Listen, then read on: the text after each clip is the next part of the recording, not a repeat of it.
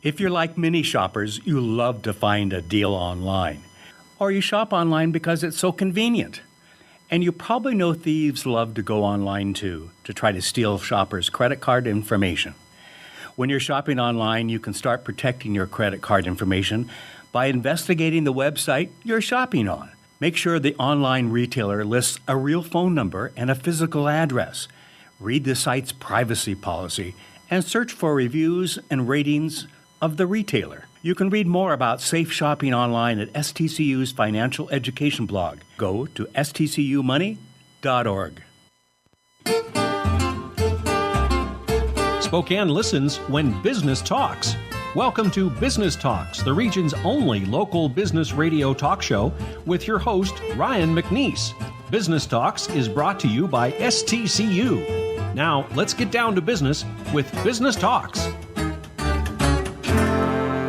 Welcome back to the program. I'm Ryan McNeese with Business Talks, and we're very fortunate to have Bill Hockett at the table today from Critical Data.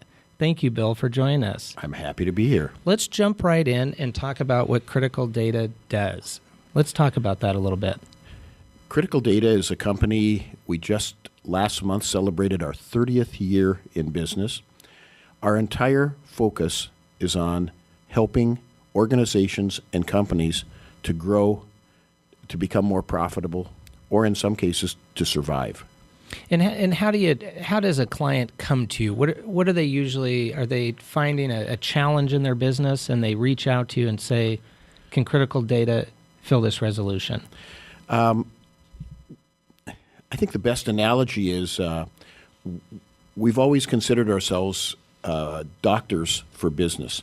You'll go to your doctor when you're not feeling well.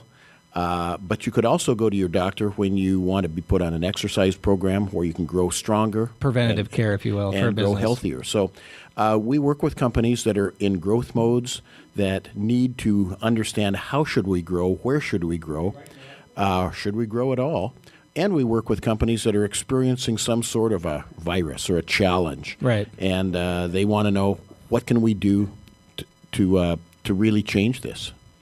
Well, it's fascinating. We have, the political issues in the last 24 hours. Obviously, that's a discussion that you're hearing all over town as to what do these statistics mean. And I find that fascinating about Critical Data and what you do for businesses is what do the statistics, what does the information, what does the data say about the particular challenges that these respective businesses are having? What's your process for figuring out how you get to that resolution with a business? What I've always loved about what I get to do is every client that we work with is different. Everyone has a unique challenge. We've never had a cookie cutter approach. We've never been able to take a proposal and just copy it and put somebody else's name on it. So we design a work plan specific to that client or that organization's for that business need.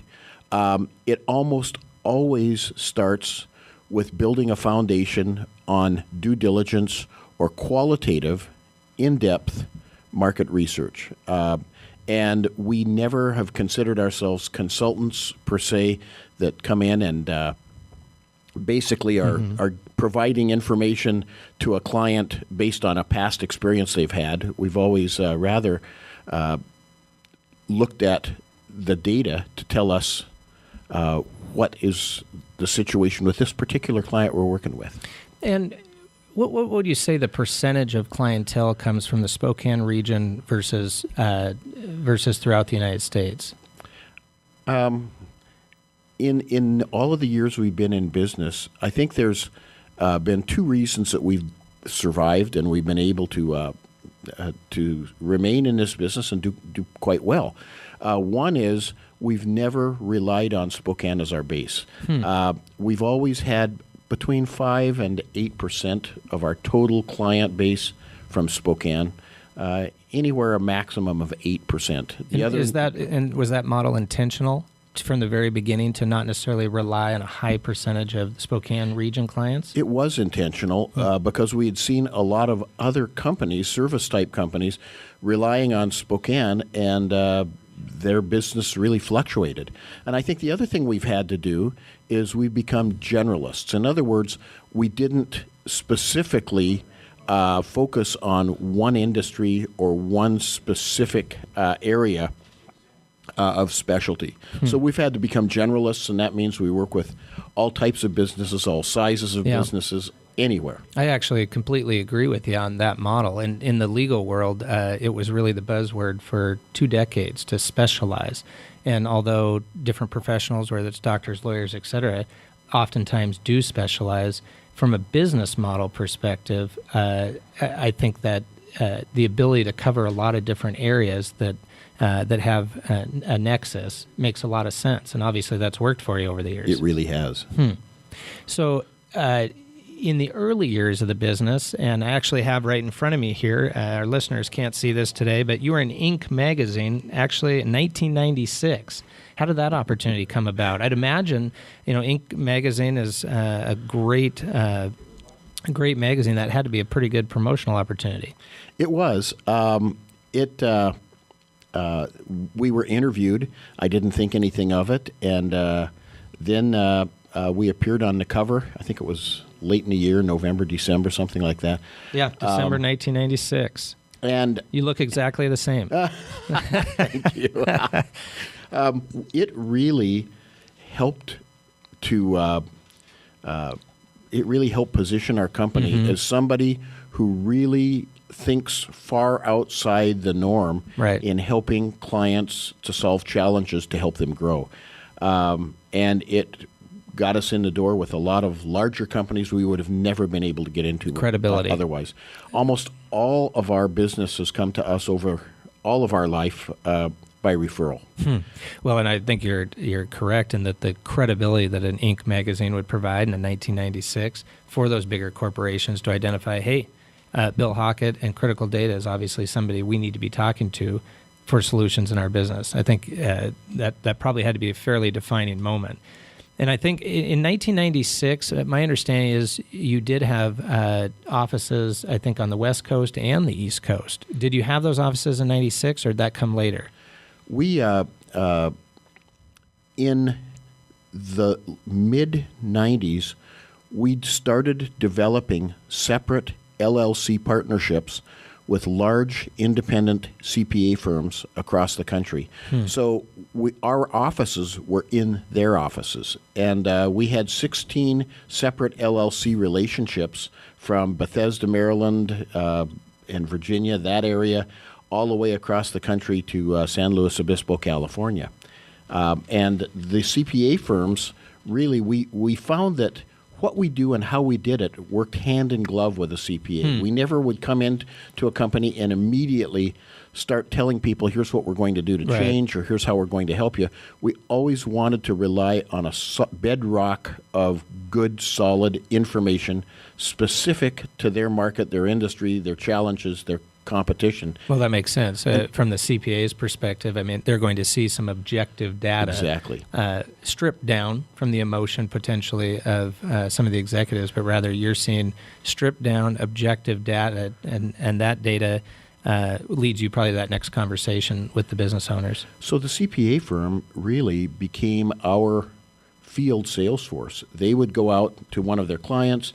Their client would maybe be experiencing some sort of a growth-related challenge, and they would be able to say, because we had a separate company, a separate LLC, they would say, we can help you with that. Let me bring my partner in that can do that. So it was a very, very effective tool for a number of years until the Enron scandal and the Sarbanes-Oxley Act, and that really changed our whole relationship with CPA firms. Yeah, I think logically the synergy between those two types of organizations actually makes a lot of sense.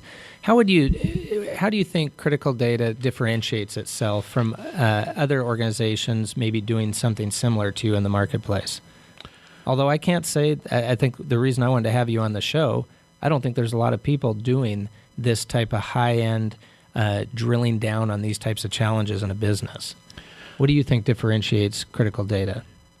Well, first, as I've mentioned, we dig deep. We dig really deep into the psychographic bedrock of our clients' industry, their competition, their products or services.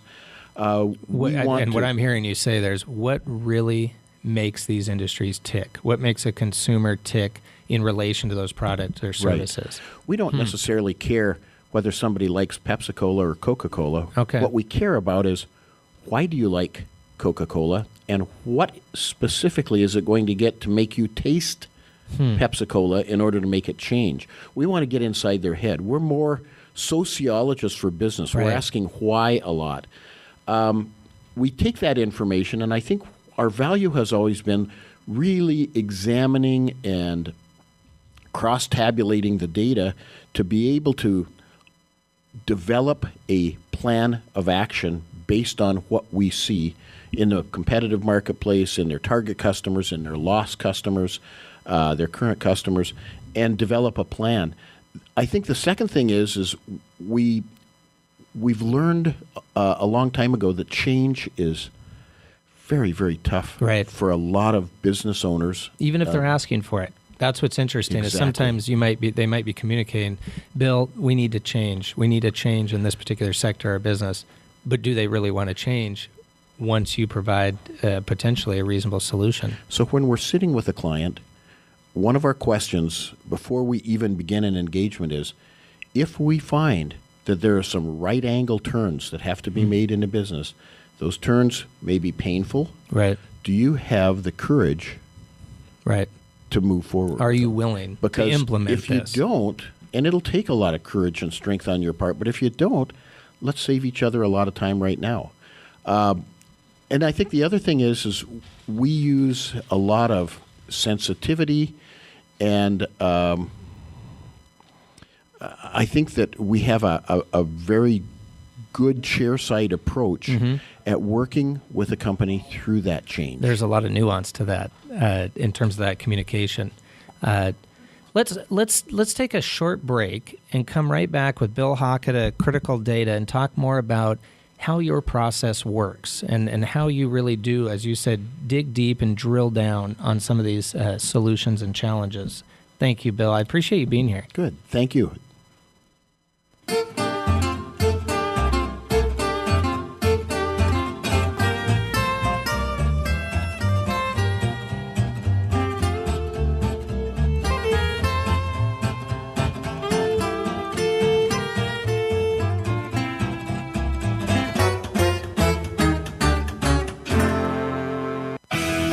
Congratulations! You found where Spokane Talks online. Tell your friends. Kids learn about money from their parents.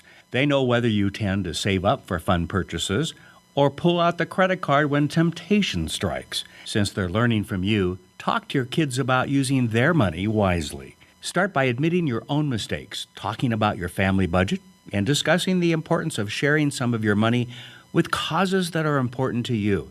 There are gentle ways to help them become wise stewards of their own money. To learn more, go to stcumoney.org. What is that you're holding? The Spokesman Review? Is it really even a factor in driving customer traffic anymore? Yeah, sure is.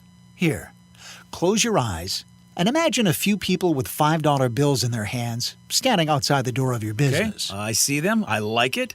People with money. What's your point? $5 isn't that much. I know, but what if there were 300,000 people in Yikes, front of okay. your door with $5 bills in their hands? Well, now you got my attention. That's $1.5 million. 300,000 people. Where'd they come from? Yeah, that's how many different people read the Spokesman Review every week in print, online, or on their mobile. Wow, that's impressive. All you got to do is invite them in. Run some ads. The Spokesman Review has 300,000 readers a week? That's amazing. I had no idea. Most people don't. That's why we're running this ad. In print and online, the Spokesman Review delivers customers for your business. Snoring can disrupt marriages and cause serious health problems. Call Sleep Better Northwest first, the experts in dental sleep medicine. Their medically approved, custom-fit oral appliances will have both you and your partner sleeping better and being more productive throughout your day. Don't wait. Snoring and sleep apnea can signal potential strokes or heart attacks. For more information, visit needbettersleepnow.com and download our health guide today. Sleep Better Northwest, the experts in dental sleep medicine.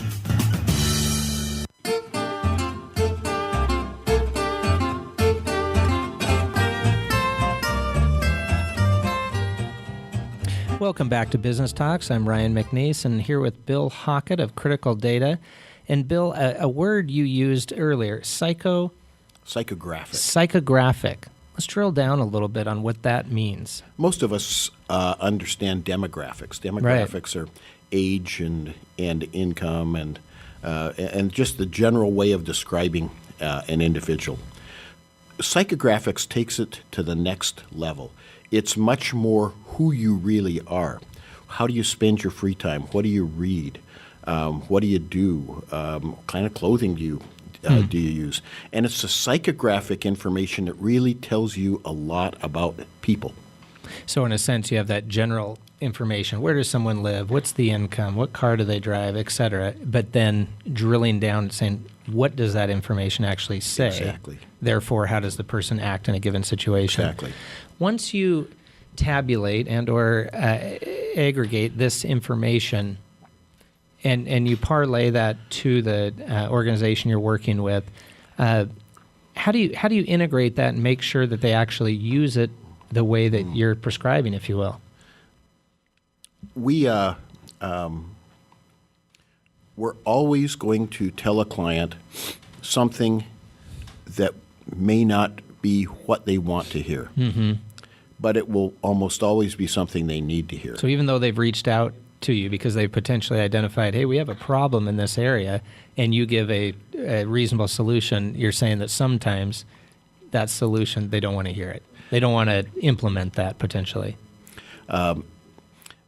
David Ogilvy, who is a founder of one of the largest ad agencies in the world, Ogilvy and Mather, once said, a lot of people use information the way that a drunk uses a lamppost, more for support than for illumination. It's a good analogy. And we find that a lot with clients. They bring us in and hope that we're going to tell them what they want to hear. And maybe by asking the question alone, we're solving the problem.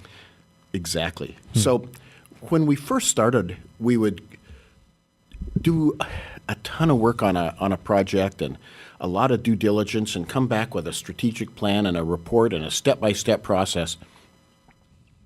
We would present it to the client, we'd shake hands, they would thank us, we'd walk away. And oftentimes when we checked back with them, nothing would happen. And so we learned that this has to be tied to an action plan. Right.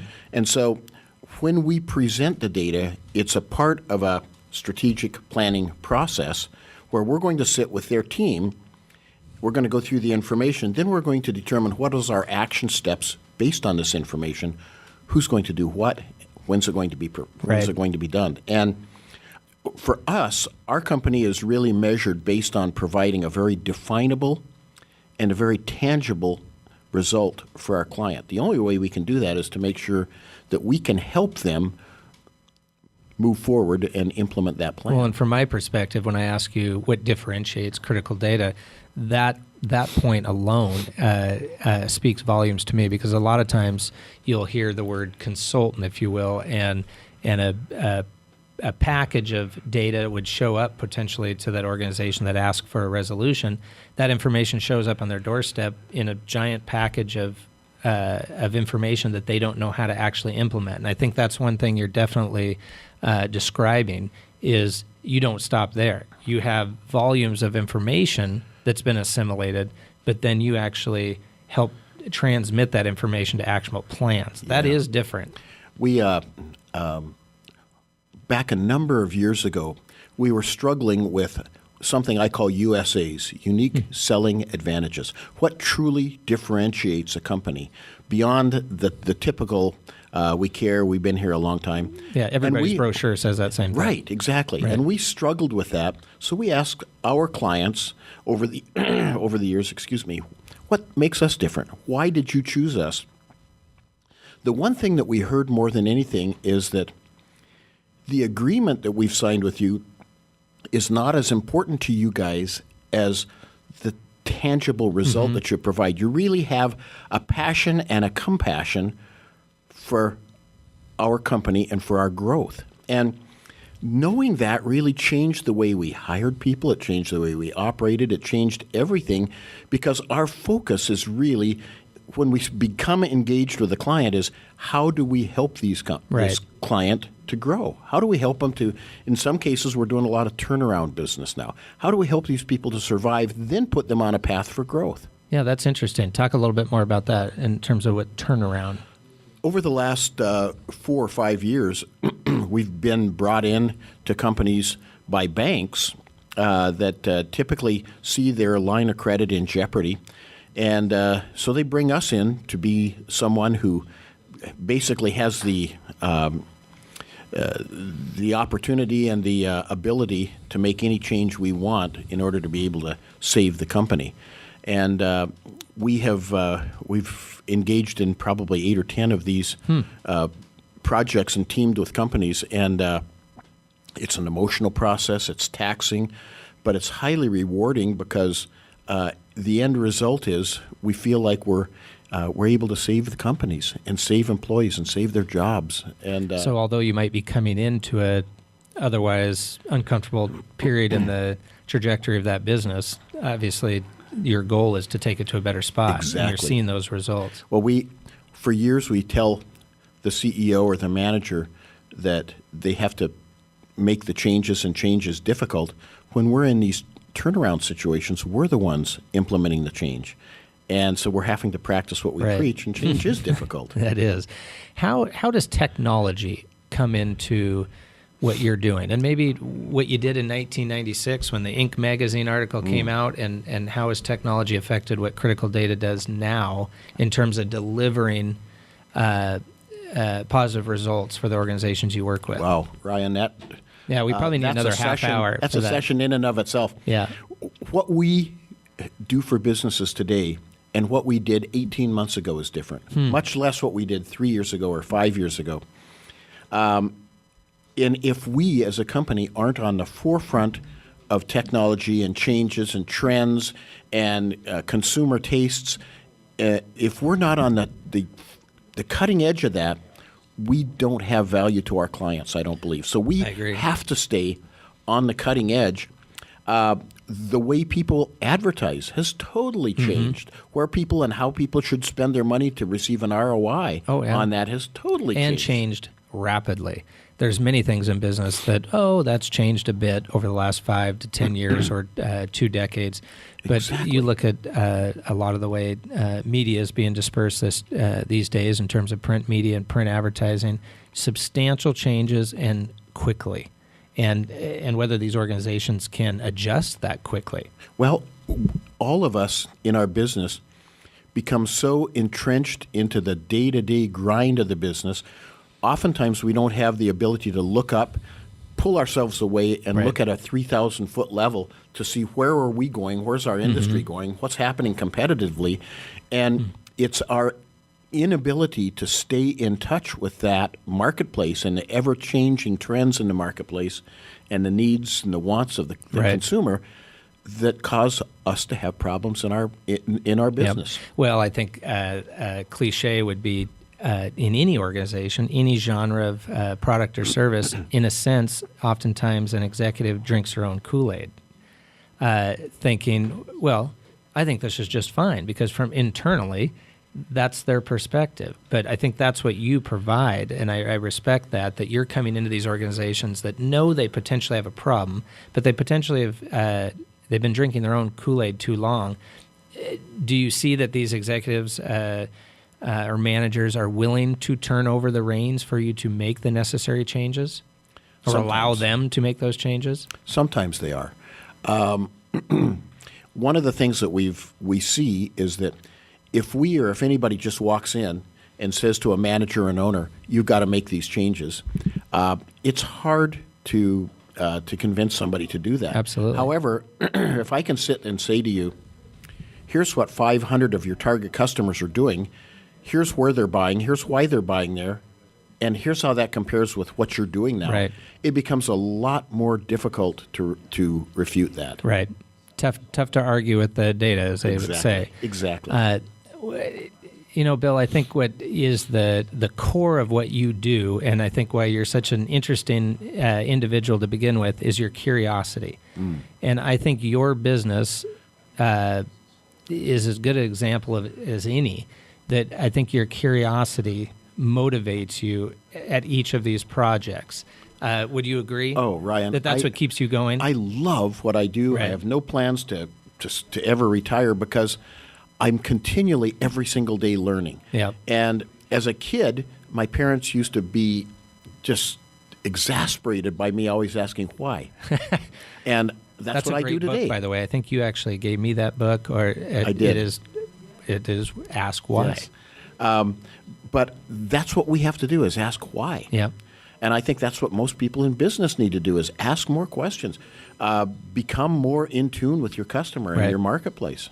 And be curious. Be curious. And then, as you've described in this segment, the data might objectively say something, but what does it mean? And again, why? Why does it say that? When we mentor business owners, one of the things, the exercises I have them do is every day to write, when they go to bed that night, write down, what did I learn today that was different? And at the end of the week, we can look at those 7 things that they learned Right. every single day. We have to become lifelong learners, because if we're not learning, we're losing ground. Well, circling back to the beginning, I certainly think you've identified a really important piece of your model, which is looking at many different areas and industries. And with your curiosity, I think there's endless projects probably that you see out there that you could be working on in the next 10 years. Would that be true? It would be true. Well, I'm excited to see what you end up working on. I know several of the projects that you have worked on are fascinating. And we look forward to seeing where you go with them. I hope you'd come back and chat with us again, I'd Bill. love to, Ryan. Thanks Thanks for having me on. How would someone get a hold of you, Bill, at Critical Data?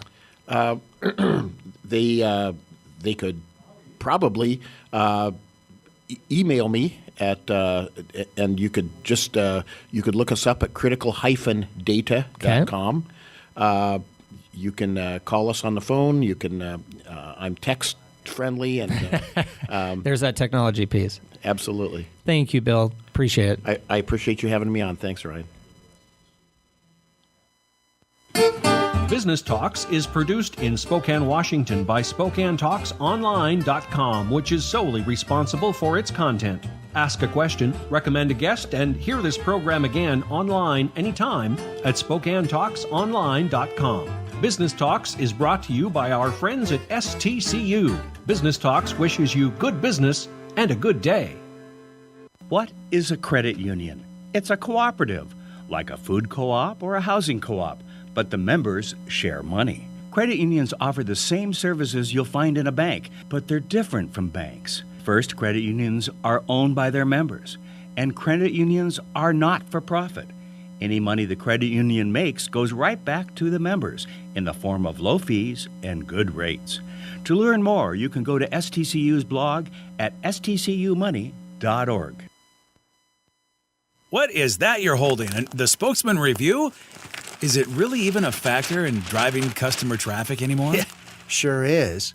Here, close your eyes and imagine a few people with $5 bills in their hands standing outside the door of your Okay, business. I see them. I like it. People with money. What's your point? $5 isn't that much. I know, but what if there were 300,000 people in Yikes, front of okay. your door with $5 bills in their hands? Well, now you got my attention. That's $1.5 million. 300,000 people. Where'd they come from? Yeah, that's how many different people read the Spokesman Review every week in print, online, or on their mobile. Wow, that's impressive. All you got to do is invite them in. Run some ads. The Spokesman Review has 300,000 readers a week? That's amazing. I had no idea. Most people don't. That's why we're running this ad. In print and online, the Spokesman Review delivers customers for your business.